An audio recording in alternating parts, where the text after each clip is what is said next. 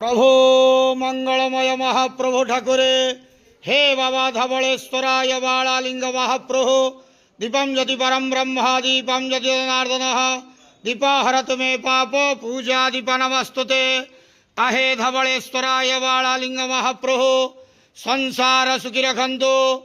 आज आषाढ़ मासर शुक्ल पक्ष चतुर्दशी तिथि शुभ मंगलवार रे समस्त श्रद्धालु भक्त मानकर मंगल करंतु।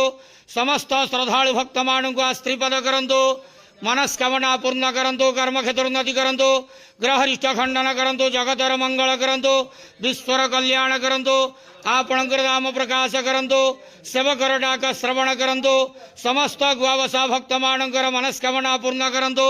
जो जो भक्त माने आपण पाखरे मानसिक रखिजंती तांक मानसिक पूर्ण करंतु। प्रभु धवलेश्वराय बालालिंगाय नमो नमः। संसार सुखी रखंतु आनंद गवार हरि बोलो। आज आषाढ़ मासर शुक्ल पक्ष चतुर्दशी तिथि शुभ मंगलवार रे समस्त श्रद्धालु भक्त मानकर मंगल करंतु आनंद गवार हरि बोलो। बाबा धवलेश्वराय बालालिंगाय नमो नमः।